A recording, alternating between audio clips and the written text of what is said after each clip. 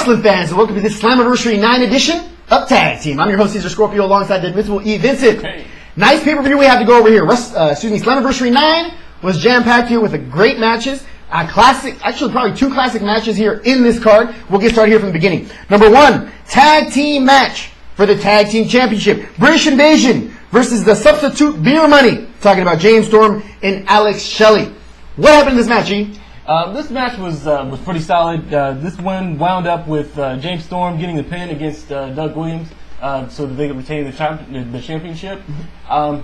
Big question: what are they going to be able to do, or what are they going to do once Robert Roode comes back? Because you can't split a tag team championship 3 ways. Right. It looks like Robert Roode will come back and just become again the champion. But again, how Alex Shelley is going to take this? We should have known that when he came in. This is going to be an interim basis, but you know how wrestling is. Drama sells, and we'll see how the drama builds on this. But it was impressed. I was impressed to see Alex Shelley. He showed some moves. Yes, it was very entertaining to watch, and I think actually Alex Shelley sold the match. Yeah, good to see. That's why you say that, and it's a good point. Point taken. We'll see what happens with that.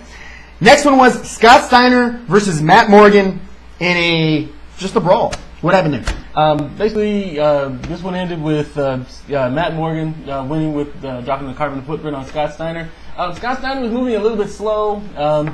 Hopefully, I don't know how much longer he's going to be doing this. Might be time for him to take a step back. To be honest with you, I think this was probably Scott Steiner's final match. Now, nothing was said about it. Nothing's official. But the way it felt, and to end it, kind of passing the torch to Matt Morgan. Matt Morgan is the blueprint. He looks like he's going to be the next Big Papa Pump. So passing it over to him, looks like that might be it. I'll be surprised to see Scott Steiner in a match again, at least in TNA. So we'll see what happens with that. If it is his last match, congratulations on an awesome career, Scott Steiner, and I was fortunate to be able to see you wrestle. Next was the X-Treme Division Championship match with Abyss, Kazarian, and Brian Kendrick. Now this match, back and forth, ends up actually ending when Kazarian and Kendrick are going back and forth. Kendrick actually hits Kazarian with a boot to the head. He's out.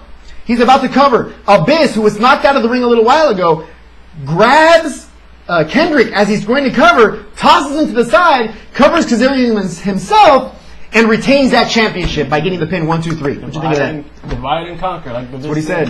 This one, it seems as though if Kazarian and Kendrick had stuck together and taken him totally out of the picture, then they could have gone back and forth themselves. But that's how it goes. Didn't plan it out too well. I mean, they mentioned here Kazarian did on Impact Wrestling the week before, stating that we need to work together. It's basically 2-on-1.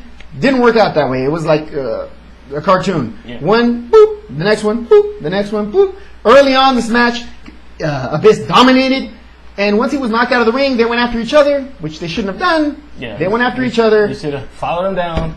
Make sure he was out. Abyss capitalized. Abyss is a very smart wrestler, and I don't see him losing this championship anytime soon if he's going to continue to wrestle like this. Yeah. I mean, the only thing they can do is drug him up and something. Again, if that guy has all of his senses with him, he's not going to lose. Yeah, he's going to have that championship for a long time against these guys. That's the way it looks. Woo! We'll find out what happens here in the weeks to come. Next match was Samoa Joe versus Crimson. I found myself cheering for Samoa Joe. How did this match go? This one ended with Crimson dropping a powerbomb on Samoa Joe. Samoa Joe actually showed a whole lot of moves that I haven't seen in quite a while. He usually breaks out a kind of limited palette of moves, but this time he sort of went for the kitchen sink. Submission expert Samoa Joe did what he had to do. Now you know me. I bash Samoa Joe any chance I get. I don't like him. But I found myself cheering for Samoa Joe. He didn't slow down the match. He actually was the one I think participated the most in this match.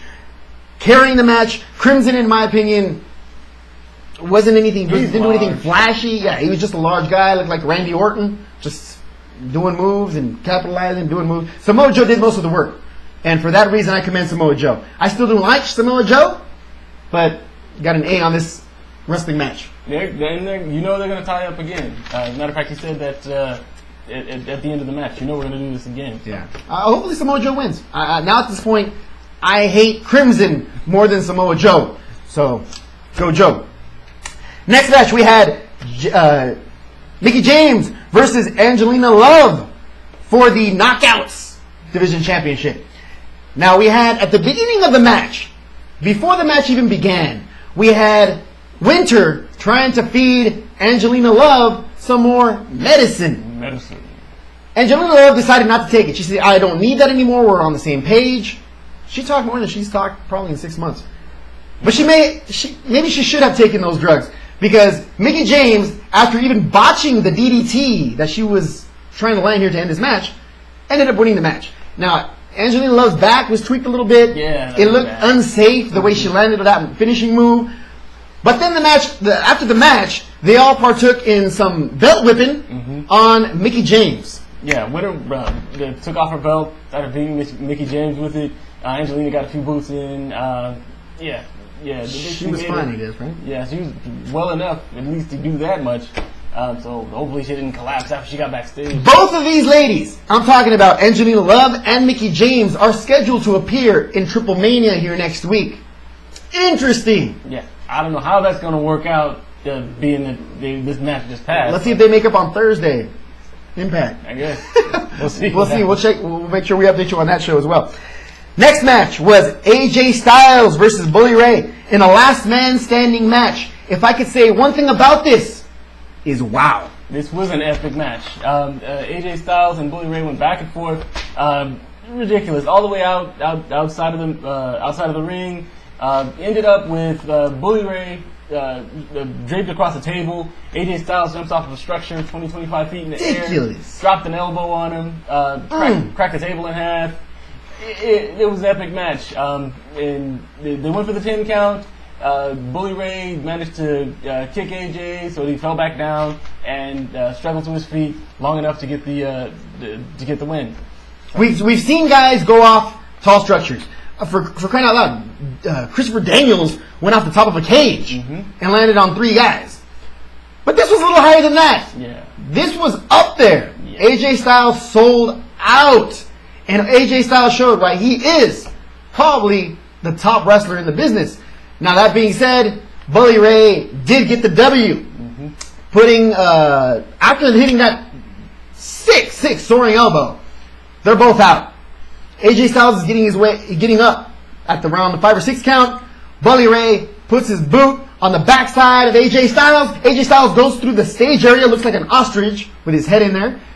Bully Ray takes the opportunity to climb back up, using the railings as support, and winning this last man standing match. So whether or not he's going to become a contender here for the heavyweight championship is definitely going to be in consideration. The guy just beat AJ Styles. So we'll see if that ends up happening, but this is definitely the best match of the night. Definitely. What can you say? I mean, even the top contenders match wasn't as good as this. Awesome match. Good to see, and I can't wait to see what happens here on Thursday. Next was Mr. Anderson and Sting for the World TNA Heavyweight Championship. This match was entertaining from the beginning. Mr. Anderson comes out, gives his whole public announcement. Mr. Anderson, before he can finish the second, Sting finishes it for him, and then politely escorts him to the ring with blows. Now, once they get into the ring, the match begins. This match gets interesting when Eric Bischoff, of all people, come out from the back and go ringside. Why? Who knows? We find out later. When Sting applies the Scorpion Death Drop on Mr. Anderson, game over, right? No! This is where it gets interesting. Mr. Anderson is pinned. The ref begins to count. 1. Just then, Eric Bischoff comes in, does that, and the referee says, get out. The referee begins to count again. 2. That's 3 slams on the mat. And Sting gets up, ready to celebrate. Thinks the match is over. It's not over. He gets mad at Bischoff. Bischoff says, I didn't do anything. You don't turn your back on Mr. Anderson. Mr. Anderson takes full advantage by dropping the mic check on Sting and becoming the new TNA champion. That was huge. Yeah, Eric Bischoff, that's actually the first time I've ever seen that gambit where somebody throws an extra mat slam in there. Beautiful. That was awesome. Well timed. Well timed, well played. Yeah. Obviously, they're going to go into what this means in terms of Bischoff's relationship with Anderson. Going into the future, but Trying to bring him in Immortal, maybe? possibly. Are they bringing back Immortal? Is he the guy that's going to carry Immortal? I mean, hey, scratch my back, I scratch yours, right? Something, but Anderson plays by his own rules, so Definitely won him the championship. That Scorpion Death Drop game was over. yeah. It was it. He saved him. He got him that championship. So he owes that to Eric Bischoff. Send him a Christmas letter or something. Last match was for the #1 contender and the gold medal. Kurt Angle versus Jeff Jarrett. This match, entertaining. And again, if it wasn't for the AJ Styles match, this match would be the match of the night. Back and forth, high risk from both men. Ends up ending here, sort of, when Jeff Jarrett takes a guitar from underneath the apron. Come on. And boom! Shatters it. The referee was hit, wanders off here to the side, goes outside of the ring. Jeff Jarrett calls for another ref. Come on! Come on! Come on! Finally, Earl Hebner races as fast as his little legs can carry him to the ring, and Jeff Jarrett goes for the cover. He gets at it. Jeff Jarrett's mad. Where were you? Where were you? I mean, he's freaking Earl Hebner. He's probably changing his diaper, man. Leave him alone. Yeah. So anyway, Jeff Jarrett tries to take advantage some more by applying the ankle lock. Of all things. Yeah. On Kurt Angle. Kurt Angle looks like he's going to tap. I'm serious. I mean, teasing as much as the guy can tease. But no, he reverses the ankle lock, firmly applies it here on Jeff Jarrett, and he keeps his gold medal after Jeff Jarrett taps out. Yep. What'd you think of that match, James? That match was very, very well done. Again, the matches between Kurt Angle and Jeff Jarrett usually turn out to be pretty entertaining. This one's the best out of the ones they've had. In the past 5-6 months, this was definitely and the best. no interference from anybody else. Karen didn't show up. She didn't show up. She actually showed up briefly via satellite to say that her back was getting checked out, and her back, and her front side didn't look different. So that's all I got to say about that. Pretty much. Now, Jeff Jarrett did not win, but he did win a trip to Mexico. Woo-ha-ha! Next week, he's going to Triple Mania 19. That full card and all the information leading up to Triple Mania will be available here on Tuesday on our Lucha Minute. But that's all the information we have here for our TNA Slammiversary 9 review. Hope you enjoyed it. Here for myself, Cesar Scorpio, the Invincible E. Vincent. Thank you very much for watching. See you guys on Tuesday. Take care.